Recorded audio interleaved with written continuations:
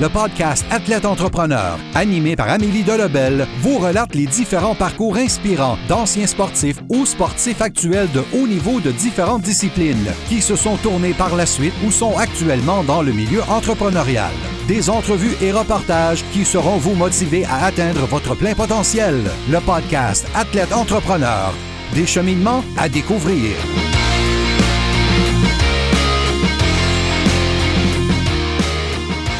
Bonjour à tous, ici votre hôtesse Amélie Delebel et je suis très heureuse de vous accueillir sur mon podcast Athlète Entrepreneur pour cet épisode 090. Athlète Entrepreneur est un podcast qui a pour but de motiver les athlètes ou anciens athlètes qui souhaitent se lancer en affaires. Avant de vous parler de mon invité du jour, je voulais vous inciter à rejoindre le seul groupe LinkedIn d'athlètes entrepreneurs de la francophonie. Ce que vous y retrouverez, une belle communauté d'échanges, de partage et de conseils pour aider votre entreprise à passer au prochain niveau ainsi qu'à agrandir votre cercle de contacts. Pour ce faire, simplement allez au ameliedelebel.com/LinkedIn. Au plaisir de vous accueillir. Pour cette émission, j'ai le plaisir de discuter avec Dave Thériault, un entraîneur qui roule sa bosse depuis près d'une vingtaine d'années dans le monde du hockey. Après des passages dans le Midget 3A, la LHJMQ et en France, il a fondé en mai 2016 son entreprise Structure Hockey Thériault, qui est spécialisée en gestion de programmes de hockey scolaire et en développement. Sans plus attendre, je vous laisse à cette entrevue. Bonne écoute! Alors, je suis actuellement avec mon invité du jour, Dave Thériault. Salut Dave, comment ça va? Ça va très bien, merci. Est-ce que tu pourrais nous expliquer un peu ton parcours dans le monde du hockey comme joueur? En fait, j'ai commencé un petit peu comme tous les petits garçons au Québec, là, vers l'âge de 6-7 ans. Moi, je suis natif de la région de Québec, fait que j'ai commencé mon hockey mineur dans la région de Québec. J'ai gravi les échelons là, de toutes les catégories. Je dois être honnête, je n'étais pas un joueur extraordinaire. J'étais un bon joueur avec une bonne tête de hockey. Mais j'étais pas un joueur que c'était facile pour moi de faire les grosses catégories là. À ma première année, à la deuxième année, c'était plus évident pour moi là, de rentrer dans les équipes compétitives. Puis j'ai joué aussi parallèlement au baseball aussi beaucoup, dans des niveaux d'élite aussi au niveau du baseball. Fait que dès mon jeune âge, là, j'ai vraiment eu la passion du sport, autant au hockey qu'au baseball, mais je m'intéressais beaucoup aussi aux autres sports. J'ai toujours pratiqué le soccer, mais plus avec mes amis, même le football. Je n'avais pas la chance à mon école secondaire d'avoir du football, mais j'aurais aimé ça, pouvoir pratiquer le football aussi dans ma jeunesse. Mais il y avait peut-être un petit peu moins d'offres, là, mettons, dans les débuts des années 80 qu'il y a présentement. Mais oui, le hockey m'a amené à jouer là, avec plusieurs personnes, puis surtout à développer mon côté leader. J'ai réalisé rapidement, mettons, vers 14-15 ans, là, que j'étais souvent nommé assistant capitaine puis capitaine. Donc, on dirait que le côté coaching est arrivé comme très naturellement pour moi. Fait que j'ai commencé à coacher très tôt, là, au baseball à 17 ans puis au hockey à 18 ans. Donc, même quand je jouais, je coachais des équipes de hockey mineur, là, des équipes de jeunes. Fait que c'est ça qui m'a conduit à qu'est-ce que je fais maintenant. Mais effectivement, on a commencé à quelque part là, comme joueur de hockey et joueur de baseball. Puis, justement, donc tu mentionnais que tu es dans le coaching depuis déjà vraiment de nombreuses années. Mais qu'est-ce que tu aimes autant du fait d'être entraîneur? C'est drôle parce qu'on dirait que le fait d'organiser des entraînements, de voir des joueurs progresser, ça m'a toujours beaucoup intéressé. Puis même très jeune coach, je commençais à acheter des livres, à me documenter là, pour apprendre des entraîneurs professionnels dans différents sports. Puis quand j'étais au cégep, j'étais entraîneur. Puis ça a un petit peu dirigé aussi mes choix universitaires. Fait que je trouvais qu'à l'école, j'étais quand même assez bon, mettons, dans les cours de psychologie. Donc, ça a été de soi. Là. La question que je me suis posée, c'est comment je pourrais faire pour être un meilleur entraîneur. Puis là, de faire un bac en éducation physique, ça a été comme la réponse à ça. Puis dans le temps, à l'Université de Sherbrooke, c'était un bac en éducation physique, mais après la première année, on avait l'opportunité de choisir soit l'entraînement sportif, soit le plein air, ou soit le côté plus kinésiologue là, pour les entraîneurs mettons, en gym, en préparation physique.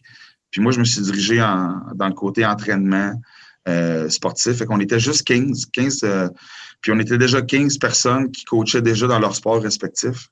Donc, j'ai fait mon bac en éducation physique, mais avec une spécialisation en entraînement.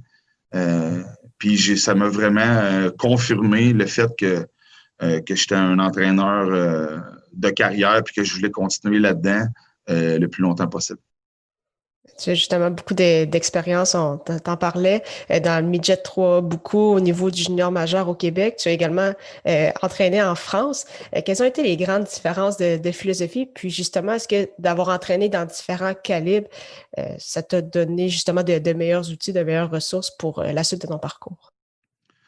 C'est une très bonne question. Oui, mettons tu sais, moi, j'avais pas le background de joueur comme certains, tu sais, qui jouent, mettons, au niveau junior puis qui commencent à coacher rapidement dans les niveaux supérieurs. Moi, j'ai vraiment commencé à coacher avec des pee-wee, de l'atome. Après ça, du bantam. J'ai vraiment grimpé mes marches une à la fois.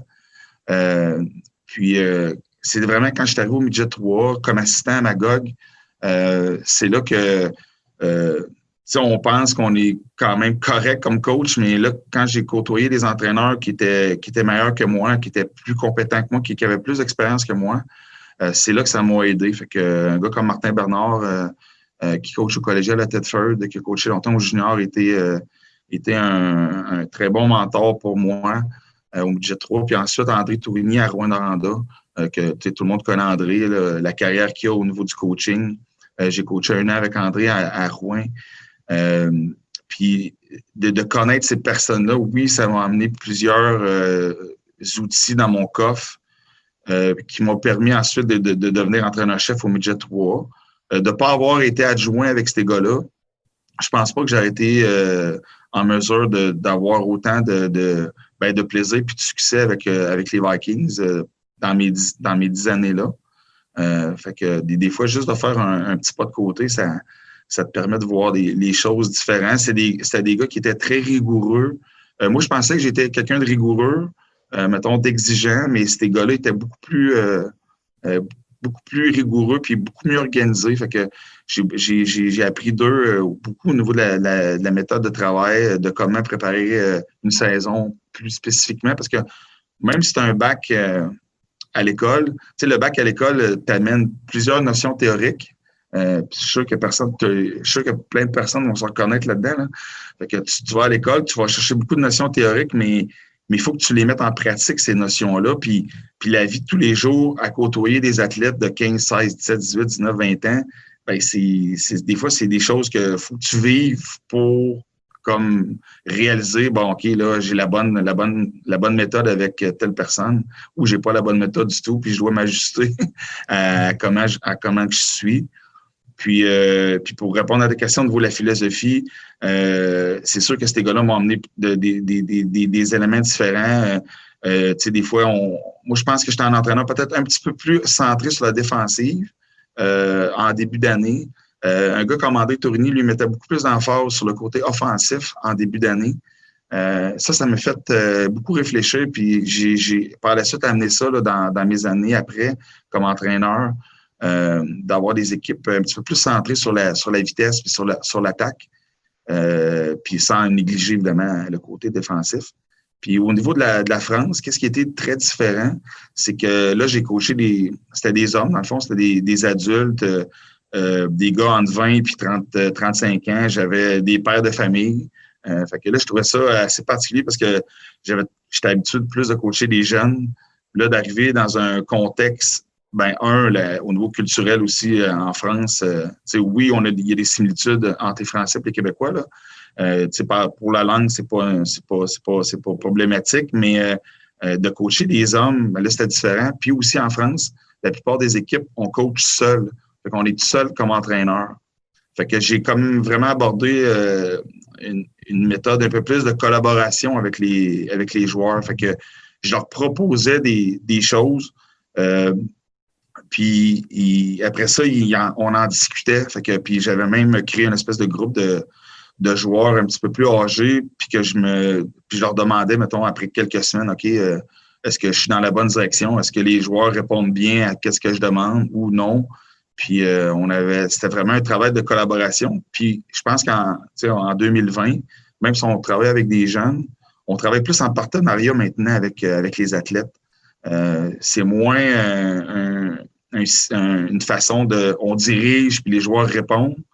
Évidemment, il y a toujours une question de discipline là-dedans, qu'il ne faut pas penser qu'il n'y ait plus de discipline quand on est entraîneur, mais on apporte des choses. Puis après ça, c'est important d'être à l'écoute puis d'observer, voir comment que les jeunes réagissent. Fait que cette expérience-là en France m'a apporté beaucoup ça, le fait de travailler un petit peu plus en partenariat avec les athlètes. Pas leur imposer des choses, mais plus leur proposer des choses, puis être à leur écoute. Puis si eux ont des choses à proposer, ben moi, on va le faire. Puis si ça ne fonctionne pas, ben on en rediscute. Fait qu'il y a vraiment un échange qui s'est créé avec ce groupe d'individus-là. Puis c'était une très, très belle expérience. Là. Je garde contact avec il y avait des Québécois qui étaient là, évidemment, que j'avais recrutés, mais aussi des Français là, que je communique régulièrement avec eux via les réseaux sociaux. Fait que c'était une expérience super.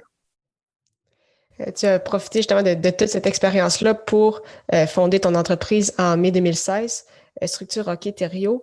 Est-ce que tu pourrais nous expliquer justement d'où t'es venue cette idée, puis qu'est-ce que tu fais concrètement depuis toutes ces années-là avec ton entreprise? Bien, en fait, quand j'étais en France, j'ai été seul. Ma famille est restée ici, mes enfants sont restés ici avec ma conjointe. Donc, j'ai réalisé rapidement que même si l'expérience était le fun, c'était difficile au niveau familial. Puis que j'ai commencé à faire certaines recherches. Puis il y a plusieurs gens au Québec qui me disaient Hey Dave, un gars comme toi devrait peut-être partir en affaires pour offrir ses services aux organisations d'hockey mineur, aux associations dans les villes, à des programmes scolaires. Puis, tu sais, c'est assez rare, là, mettons, de se partir en affaires puis signer des contrats avec des organisations d'hockey mineur. Mais ça commençait un petit peu, on commençait à en entendre un petit peu parler. Puis, le programme scolaire que je travaillais quand j'étais au budget 3 est en soumission pour le programme, la gestion du programme scolaire. Puis, une des exigences, c'était de créer une compagnie. C'est la personne qui soumissionnait, l'entreprise qui soumissionnait devait être une compagnie. Donc, moi, évidemment, étant issu du domaine des sports, je n'avais pas vraiment d'expérience et d'expertise là-dedans. Puis je peux pas dire que les mathématiques étaient mon fort à l'école. Donc, j'ai demandé à des amis qui m'ont référé à une personne qui était spécialisée pour le démarrage d'une entreprise. Elle travaille encore avec moi d'ailleurs. C'est elle qui valide mes chiffres là, à chaque trimestre et ainsi de suite. Donc, j'ai vraiment parti à zéro là-dedans. Puis, il fallait trouver un nom. Puis, il y avait plusieurs choses à faire. Mais en France, j'avais quand même du temps pour penser à ça. Je dirais après les fêtes, j'ai commencé à regarder ça plus spécifiquement. Puis j'avais déjà débuté une école de hockey l'été. Fait que ça a commencé avec mon école de hockey que j'ai à Mirabel depuis 5-6 ans. Fait que ça fonctionne bien depuis toutes ces années-là. Que ça a comme été ça le départ. Puis ensuite, au niveau de la gestion du programme scolaire, maintenant, je signe mes contrats avec ma compagnie. Puis aussi avec les associations d'hockey mineur. J'étais avec la ville de Mirabel depuis 2016-2017, où que je suis en charge des évaluations des équipes en début de saison. Donc, je cherche les évaluateurs externes pour l'association d'hockey mineur. Et je supervise ces évaluations-là. Donc, la gestion des programmes scolaires, les évaluations dans les associations, les écoles de hockey. Je travaille fort là, pour avoir. L'année passée, on était supposé avoir mon école de hockey en France, à Montpellier, mais là, ça a été cancellé en raison de la pandémie. On espère pouvoir la faire l'été prochain. Donc, j'essaie là, pas partir en peur, là, en grossissant trop ça, parce que c'est vrai que si je suis seul là-dedans, je suis le seul employé. Mais tranquillement, là, on établit des choses par rapport au programme sportif particulièrement. Puis honnêtement, j'adore mon expérience. C'est sûr que des fois, comme entrepreneur, on a des craintes par rapport au paiement de certaines choses, mais honnêtement, là, ça va bien. Puis je comprends de plus en plus, là, j'apprends tous les jours, mais je comprends de plus en plus le fonctionnement de toutes ces particularités-là au niveau d'être un entrepreneur. Puis j'ai la chance de continuer à quand même être entraîneur puis à superviser des entraîneurs à travers tout ça. Fait que le mix des deux, me convient très bien. Puis, pour les prochaines années, est-ce que tu as des objectifs justement de croissance avec ton entreprise, peut-être d'engager des employés? Puis, parallèlement à ça, justement, est-ce que tu as aussi des objectifs plus personnels au niveau comme entraîneur? Ben ça, c'est la grande question, puis mon grand dilemme, je te dirais, au printemps, surtout là, le printemps passé, on a comme eu la chance de vraiment réfléchir. Oui, j'ai encore le goût de coacher dans un bon calibre, c'est vrai, mais je veux pas quitter qu'est-ce que je fais avec Structure Hockey Thériault.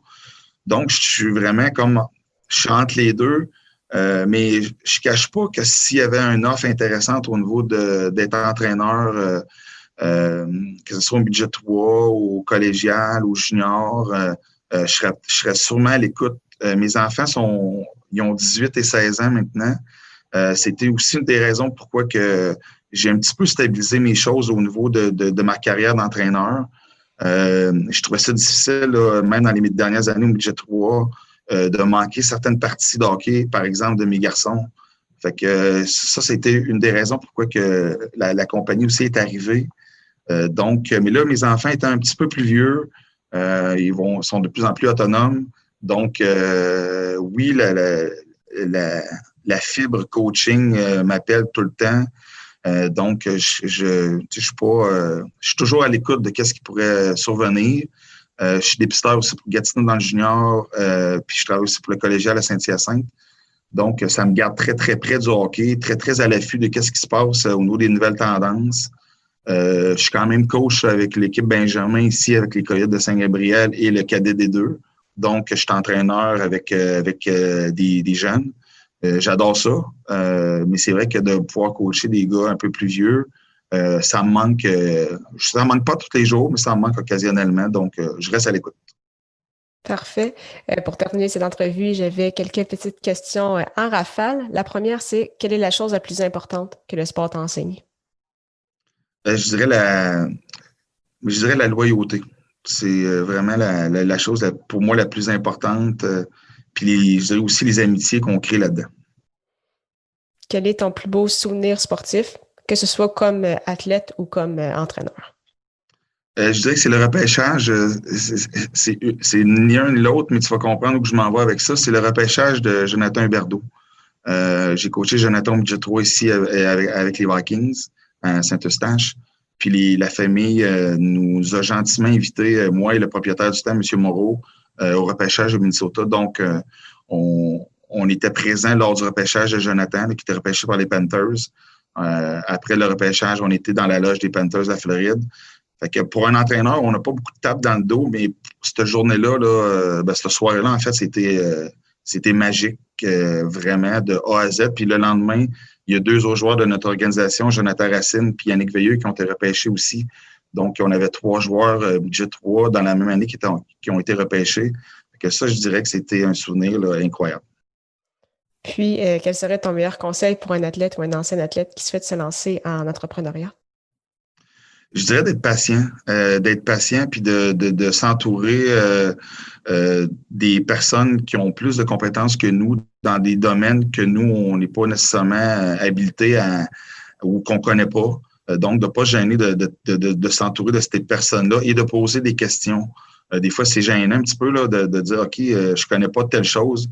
Mais moi, si je ne l'avais pas fait, honnêtement, j'aurais eu trop peur des exigences au niveau du gouvernement. Puis tout ça, quand tu regardes ça au premier coup d'œil, tu es complètement subjugué, disant ça se peut pas, je serais jamais capable d'arriver. Puis finalement, tout se fait, mais oui, il faut être patient. Les résultats n'arrivent pas nécessairement le lendemain que tu pars ton entreprise. Mais quand tu as une bonne idée, puis quand tu as confiance que ton service, parce que ça reste, on est dans une entreprise de service, donc des fois les résultats, c'est pas, on travaille avec des personnes, fait que ça n'arrive pas du jour au lendemain. Il faut être patient, puis croire en nos passions, puis s'entourer des bonnes personnes. Mais c'est parfait, Dave. Merci beaucoup pour ton temps. C'était vraiment très, très apprécié. Ça me fait plaisir. Merci beaucoup à toi, Amélie. Très gentil. Merci. Merci beaucoup encore une fois à Dave Thériault pour son temps et en souhaitant que vous ayez apprécié ce 90e épisode officiel d'Athlète Entrepreneur. Si c'est le cas et vous pensez qu'il pourrait inspirer ou aider une personne de votre entourage, partagez-lui. La semaine prochaine, je reçois Daniel Paradis, un ancien joueur professionnel qui a entre autres évolué en Ligue Magnus et en Allemagne. Depuis juin dernier, il s'est lancé à son compte comme consultant en développement sportif.